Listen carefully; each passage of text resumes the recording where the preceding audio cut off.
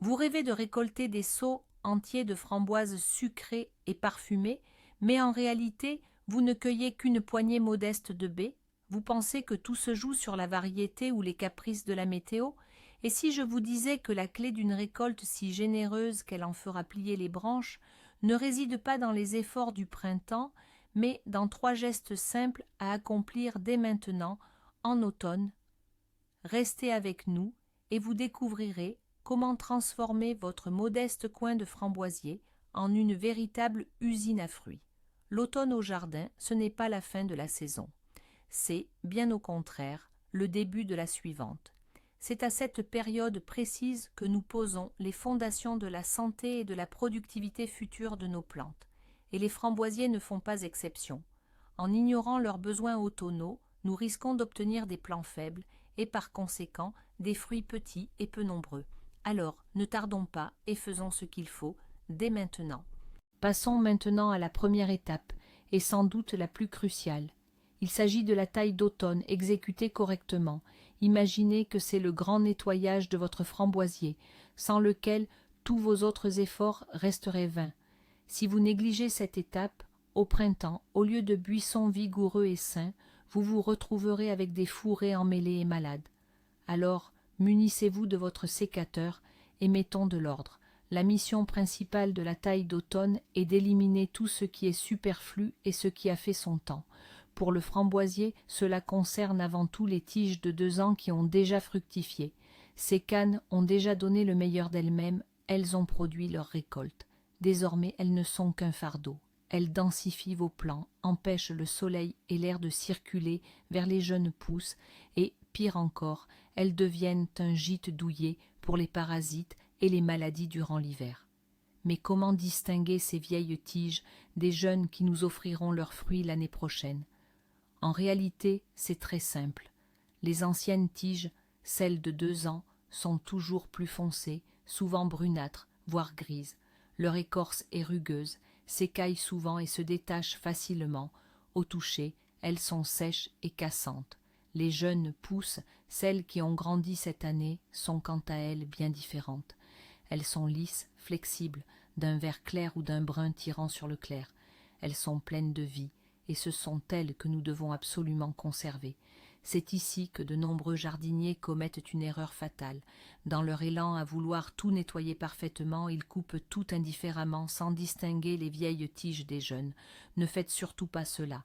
En coupant les jeunes pousses de l'année, vous détruisez de vos propres mains votre future récolte. Abordons maintenant la framboise remontante. Avec elle, les choses sont un peu plus intéressantes car elle offre la possibilité de 2 récoltes par saison.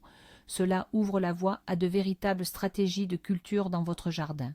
La première option s'adresse à ceux qui désirent profiter à la fois de fruits précoces et tardifs. Dans ce cas, à l'automne, vous ne coupez que la partie supérieure des jeunes pousses, celle qui a déjà fructifié en fin d'été. Il s'agit généralement d'environ 20 à 30 cm. Quel est l'intérêt de cette méthode? L'année suivante, sur la partie restante de la tige qui aura passé l'hiver, vous obtiendrez une première récolte précoce. Puis, en août-septembre, des fruits arriveront à maturité sur les nouvelles pousses développées depuis le printemps. Cette méthode permet d'étaler la récolte et de savourer des framboises tout au long de la saison. La seconde option est plus radicale, mais elle est très populaire et simple à mettre en œuvre. Elle consiste à l'automne à couper absolument toutes les tiges du framboisier, remontant au ras du sol, sans laisser la moindre souche. Le parterre paraîtra vide, c'est vrai, mais n'ayez crainte. Cette méthode présente d'énormes avantages. Vous vous débarrassez ainsi totalement de toutes les maladies et des parasites accumulés durant la saison et qui auraient pu passer l'hiver. De plus, l'année suivante, le plant ne gaspillera pas son énergie dans les vieilles tiges et concentrera toutes ses forces à la formation de nouvelles pousses vigoureuses. Au final, vous obtiendrez une seule récolte, mais celle-ci sera très abondante et de grande qualité en fin d'été. De plus, l'entretien du framboisier s'en trouve considérablement simplifié. Bon, la taille, c'est fait. Nos framboisiers sont débarrassés de tout ce qui est vieux et inutile. Ils respirent littéralement mieux. Mais pensez-y, tout l'été, le framboisier a travaillé sans relâche pour nous offrir une belle récolte. Il a dépensé énormément d'énergie et de nutriments. Et maintenant, avant le long et froid hiver, il a désespérément besoin de notre soutien. C'est pourquoi notre deuxième action indispensable est un bon apport d'engrais à l'automne. Ce n'est pas qu'un simple repas, c'est plutôt un complexe vitaminique essentiel pour un hivernage réussi et un démarrage vigoureux au printemps. Et là, je dois vous mettre en garde contre l'erreur la plus grave et la plus dévastatrice. Jamais, vous m'entendez, jamais n'utilisez d'engrais azotés en automne. Je parle ici du fumier frais, de la fiente de volaille, de l'urée ou du nitrate d'ammonium. L'azote est un stimulant de la croissance de la masse végétale. Si vous en apportez maintenant, le framboisier croira que le printemps est revenu et se mettra à produire de nouvelles pousses et feuilles.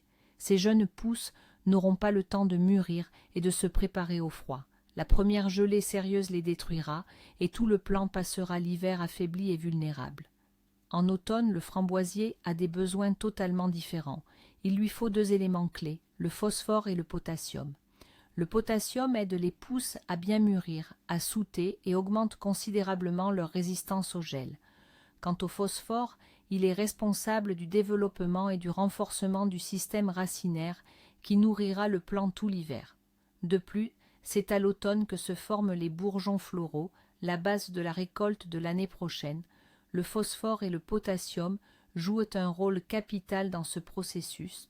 Concrètement, qu'utiliser et comment procéder? L'option la plus simple et la plus fiable reste les engrais minéraux. Il vous faudra du superphosphate et du sulfate de potassium. Pas de panique avec ces noms, ils sont disponibles dans toutes les jardineries. Comptez environ 1 à 2 cuillères à soupe de superphosphate et 1 cuillère à soupe de sulfate de potassium par pied adulte ou par mètre carré de votre massif de framboisier. Ce dosage sera amplement suffisant. Si vous êtes adepte de l'agriculture biologique, votre meilleur allié sera la cendre de bois. C'est une excellente source de potassium et d'une multitude de micro-éléments essentiels. Éparpillez généreusement 1 à 2 verres de cendre au pied de chaque arbuste. Cela sert à la fois d'engrais et de léger amendement pour corriger l'acidité du sol, ce que les framboises apprécient particulièrement. Mais il ne suffit pas de simplement disperser les engrais en surface. Il faut les incorporer délicatement dans le sol, à une profondeur de 5 à 7 cm, à l'aide d'une serfouette ou d'un petit râteau. De cette façon, les nutriments atteindront plus rapidement les racines. Et le dernier point, mais non le moindre, l'arrosage. Si l'automne est sec, n'oubliez pas d'arroser généreusement votre massif de framboisier après l'apport d'engrais. L'eau dissoudra les granulés et transportera les nutriments directement aux racines. Nos arbustes doivent en effet avoir le temps de faire le plein avant que la terre ne gèle et n'entre en dormance hivernale. La troisième et dernière étape de nos travaux s'appelle, sans détour, la préparation à l'hivernage. Après avoir taillé l'excédent et bien nourri nos plants, notre mission est maintenant d'assurer une période hivernale confortable et sûre.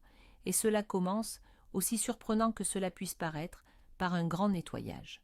Il est absolument essentiel de retirer sous les framboisiers toutes les feuilles mortes, les tiges coupées, les mauvaises herbes et tout autre débris végétal. Ne laissez surtout pas cette prétendue richesse dans votre framboiseraie jusqu'au printemps.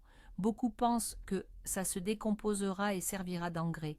C'est une dangereuse illusion. Pourquoi est-ce si crucial? C'est précisément dans cette accumulation de vieilles feuilles et de branches que les spores de maladies fongiques comme la pourriture grise ou l'anthracnose trouvent un refuge idéal pour l'hiver. C'est aussi là que les larves et chrysalides de nuisibles telles que la mouche du framboisier, le charançon ou le tétranique, l'araignée rouge, s'installent confortablement. En laissant ces déchets, vous leur offrez en réalité un véritable hôtel 5 étoiles pour l'hiver, d'où, au printemps, ils attaqueront avec une nouvelle vigueur vos jeunes pousses tendres et fragiles. Par conséquent, il faut tout ratisser méticuleusement et soit brûler les débris, soit les emporter loin du jardin. Une framboiserie propre à l'automne, c'est 90% du succès dans la lutte contre les maladies et les nuisibles la saison suivante. Maintenant que les abords des pieds de framboisier sont propres et dégagés, nous pouvons passer à l'étape cruciale de l'isolation, le paillage. Il s'agit en fait de créer un véritable manteau protecteur pour le système racinaire de vos framboisiers afin de les prémunir des rigueurs de l'hiver. C'est d'autant plus important que leurs racines sont souvent superficielles et peuvent facilement souffrir lors d'un hiver sec et glacial ou d'un grand froid sans neige. Quel matériau privilégié pour ce manteau protecteur? Les options sont nombreuses. Une bonne tourbe neutre, du compost bien mûr ou un fumier bien décomposé feront parfaitement l'affaire. Vous pouvez même opter pour des aiguilles de pin ou d'autres conifères si vous en avez à disposition. En plus de l'isolation, elles auront le bénéfice d'acidifier légèrement le sol, un apport que le framboisier apprécie particulièrement. Prenez le matériau choisi et étalez-le généreusement autour de la base de chaque pied de framboisier. La couche de paillis doit être d'une épaisseur suffisante, idéalement entre 5 et 10 cm. N'hésitez pas à être généreux. Ce paillage remplit en effet plusieurs fonctions essentielles. Premièrement, il assure une isolation thermique efficace qui atténue les variations brusques de température. Deuxièmement, le paillis protège le sol de l'érosion et du dessèchement. Et troisièmement, au printemps, une fois la neige fondue, cette couche d'humus ou de tourbe se transformera en un excellent premier apport nutritif pour les plantes qui s'éveillent. Ainsi, vous faites d'une pierre deux coups, vous isolez et vous fertilisez. On pourrait croire que c'est simple. Tailler, fertiliser, pailler, 3 étapes distinctes. Mais savez-vous quel est le véritable, le grand secret? Il n'est pas dans la taille, ni dans la fertilisation, et même pas dans la protection hivernale. Le secret réside dans leur synergie. Si vous ne faites que la taille, vous laisserez vos framboisiers affaiblis et affamés tout l'hiver. En fertilisant sans éliminer les vieilles branches, vous nourrirez non seulement vos framboisiers, mais aussi tous les nuisibles. Et en protégeant un framboisier mal entretenu, vous créerez simplement une serre idéale pour les maladies. Ce n'est qu'en combinant ces 3 actions que vous déclencherez un programme pour une récolte totale absolument extraordinaire. Ce n'est pas juste un entretien, c'est la création de conditions idéales pour une future explosion de baies. C'est là le tournant qui sépare une récolte modeste de seaux tellement remplis qu'il n'y aura plus un seul espace libre. Alors, récapitulons. Seulement 3 étapes simples à l'automne. Premièrement, taillez intelligemment toutes les vieilles pousses de 2 ans à ras du sol. Deuxièmement, nourrissez vos framboisiers avec du phosphore et du potassium en oubliant l'azote jusqu'au printemps. Et troisièmement, nettoyez tous les débris et protégez les racines avec une bonne couche de paillis chaud. Ces 3 actions sont votre investissement le plus sûr pour la récolte de l'année prochaine. Merci d'avoir regardé cette vidéo jusqu'au bout. Si elle vous a été utile, soutenez-nous avec un like et abonnez-vous à la chaîne pour ne pas manquer nos nouvelles astuces de jardinage. Et vous, quels sont vos secrets pour l'entretien automnal des framboisiers? Ou peut-être avez-vous rencontré un problème que nous n'avons pas mentionné? Écrivez-nous en commentaire, partageons nos expériences.